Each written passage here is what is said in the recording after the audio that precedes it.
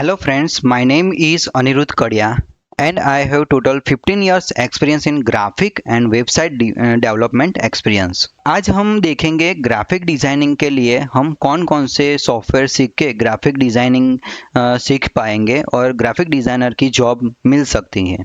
तो graphic designing में main adobe Illustrator और एडोब फोटोशॉप है, जो ये दो सॉफ्टवेयर हम सीख के ग्राफिक डिज़ाइनिंग की जॉब पा सकते हैं। तो ग्राफिक डिज़ाइनिंग के बाद अगर हमें वेबसाइट डिज़ाइनिंग करना है तो उसके लिए फिग्मा और एडोब एक्सडी सॉफ्टवेयर होता है, जो वो सीख के हम उसमें वेबसाइट डिज़ाइनिंग कर सकते हैं। तो ये वेबसाइट डिज़ाइनिंग बनाने के बाद उसको जो डिज़ाइन है उसको कोड में कैसे कन्वर्ट करेंगे और एक वेब पेज बनाएंगे, तो उसके लिए हम वेबसाइट डेवलपमेंट के अंदर HTML, CSS और जावास्क्रिप्ट का यूज़ करके हम एक वेबसाइट की जो डिज़ाइन होती है, जो फिग्मा और एडोब एक्सडी में बनाते हैं, तो वो डिज़ाइन को हम एक वेब पेज में कन्वर्ट करेंगे with the help of HTML, CSS and JavaScript. और एक बूटस्ट्रैप है जो एक फ्रेमवर्क है। तो मैं आपको ग्राफिक्स से लेके वेबसाइट डिज़ाइनिंग तक का नॉलेज यहाँ ये यूट्यूब चैनल में आपको दूंगा। तो आप मेरे चैनल को सब्सक्राइब करिए, शेयर करिए और लाइक कीजिए। ग्राफिक डिज़ाइनिंग शुरू करने से पहले हमें कुछ चीज़ें हैं जो ध्यान में रखनी है। जैसे कि हम कोई डिज़ाइन बनाएंगे तो हमें पहले सोचना है कि ये डिज़ाइन किसके लिए बनाएंगे। यानी कि कोई डिज़ाइन होगी जो प्रिंटिंग में यूज़ होगी, कोई डिज़ाइन होगी या मोबाइल या टैबलेट है, डेस्कटॉप है, वहाँ पे डिस्प्ले होगी। तो ऐसे अलग अलग डिज़ाइनिंग हम बनाएंगे based for the print designs. तो इसमें क्या होता है, विजिटिंग कार्ड होता है जिसको आप बिजनेस कार्ड बोल सकते हो, लेटर हेड है, एनवलप है, लिफलेट है, ब्रोशर है, ये सब जो डिज़ाइन बनती है तो उसकी प्रिंटिंग होती है। तो ये प्रिंटिंग के लिए जाने वाली है, तो वो सब ध्यान में रख के हम उसका कलर मोड, कौन से फॉर्मेट में फाइल सेव करेंगे, तो वो सब ध्यान में रखेंगे। इसके बाद एक होता है best for the digital media. उसमें क्या होता है कि हम जो मोबाइल या टैबलेट है, कोई LED स्क्रीन है या टीवी है, डेस्कटॉप है, वहाँ पे भी हम डिज़ाइनिंग यूज़ होती है, जो उसके लिए हम डिज़ाइन बनाएंगे।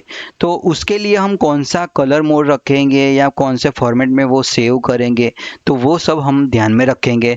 तो उसमें क्या होता है कि digital displays, digital photography, video editing, graphic design for advertisingment, website designing हम बनाएंगे। तो ये सब देख के हम कौन कौन सी चीज़ें हैं जो हम ध्यान में रखेंगे, जैसे कि कलर मोड है, कौन से फाइल फॉर्मेट में सेव होगी, तो वो सब हम ध्यान में रखेंगे। इसके बाद आता है CMYK and RGB colour. CMYK colour है जो वो प्रिंटिंग के लिए यूज़ होता है। उसमें सियान, मेजेंडा, येलो और क्रिप्टॉन का मतलब ब्लैक कलर होता है। तो ये चार मेन कलर है जो प्रिंटिंग के लिए यूज़ होते हैं। तो जब भी हम कोई डिज़ाइन प्रिंटिंग के लिए, जैसे कि ब्रोशर है, लिफलेट है या बिजनेस कार्ड है, ऐसी डिज़ाइन बनाएंगे तो हम CMYK कलर यूज़ रखेंगे।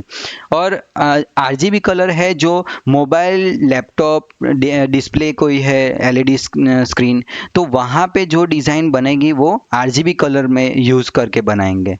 ठीक है। CMYK और RGB कलर के लिए मैं आपको इलस्ट्रेटर में लेके जाता हूँ, तो इससे आपको पता चलेगा कि हम CMYK और RGB कलर मोड क्या होते हैं, कैसे वो हम चेंज करते हैं। तो इलस्ट्रेटर मैंने ओपन किया है यहाँ पे, और आप जब Ctrl+N करोगे तो आपको यहाँ पे विथ हाइट और यहाँ पे आप एडवांस में जाओगे तो CMYK और RGB कलर है, ऐसे दो कलर को होते हैं जो हम यूज़ करेंगे। अगर यहाँ पे आप ऊपर टॉप में देखोगे तो CMYK है, और इसको चेंज करना है तो यहाँ डॉक्यूमेंट कलर मोड है, उसमें से आप RGB कर सकते हो। ऐसे दो कलर मोड है। जब हम इलस्ट्रेटर सीखेंगे तो तब भी मैं आपको ये दिखाऊंगा, पर अभी के लिए आप देख लो कि ये दो कलर मोड होते हैं जो हमें ध्यान में रखने हैं। इसके अलावा आपको वेक्टर क्या है और रास्टर क्या है वो भी ध्यान में रखना है। वेक्टर में क्या होता है कि हम जो भी डिज़ाइन बनाएंगे वो स्ट्रोक से बनती है, तो आप इसकी कॉर्नर देखोगे तो ये शार्प है। और रास्टर इमेज में आप इसकी जो एजिस है वो देखोगे तो पिक्सल में देखेगी।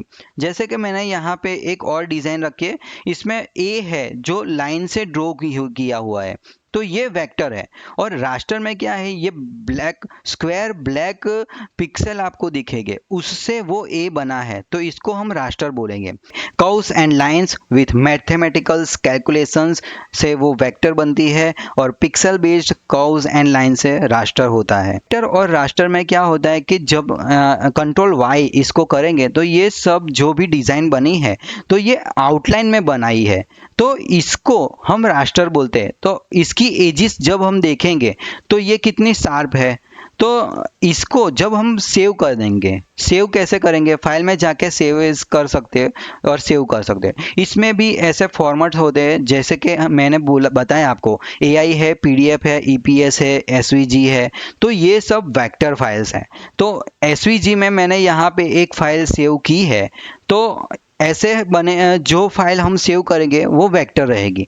पर अगर आप इसको फाइल को एक्सपोर्ट करोगे, यहाँ पे एक्सपोर्ट होती है डिज़ाइन, तो यहाँ पे आप देखोगे तो आपको यहाँ पे जेपेग दिखेगी, पीएनजी दिखेगी। तो ये जेपेग और पीएनजी आप जब सेव करोगे, जैसे कि मैंने यहाँ पे जेपेग में ये सेव की है फाइल, ठीक है।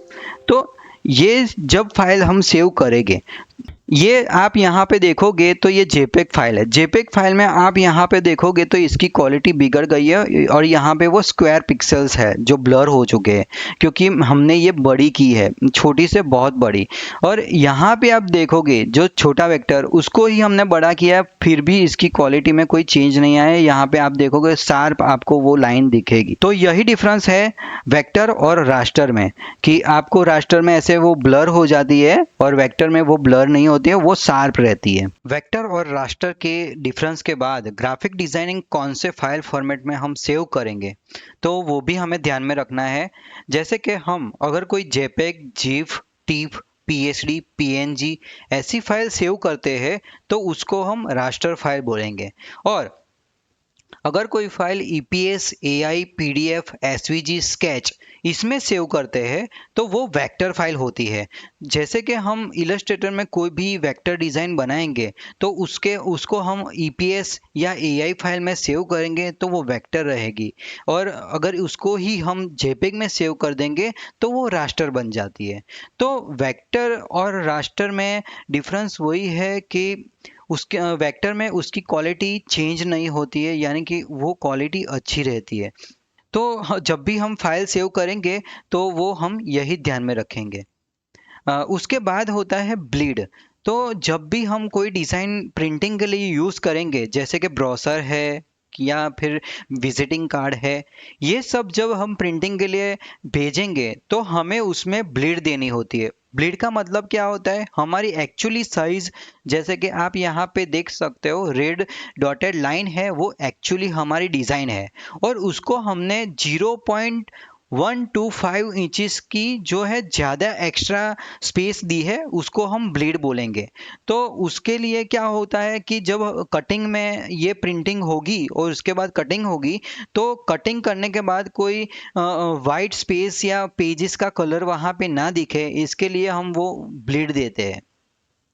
इसके अलावा जब हम ऐसी डिज़ाइन बनाएंगे तो हम उसको टैक्स सेफ्टी गाइड देंगे, तो उसमें क्या होता है, हमारी जो एक्चुअल डिज़ाइन है उसमें से 0.0125 इंचेस का स्पेस देंगे, तो उसके अंदर ही हम जो भी टैक्स है वो रखेंगे। जैसे आप देख सकते हो कियान डिजिटल का जो लोगो है तो वो हमने ग्रे लाइन के अंदर रखा है। ऐसे ही यहाँ पे जो वेबसाइट है kiandigital.com की जो वेबसाइट है वो ग्रे लाइन के अंदर है। वैसे भी अगर राइट साइड में कोई टैक्स है तो वो ग्रे लाइन है उससे अंदर रखेंगे, वैसे ही लेफ्ट साइड पे भी वो ग्रे लाइन से उससे अंदर रखेंगे।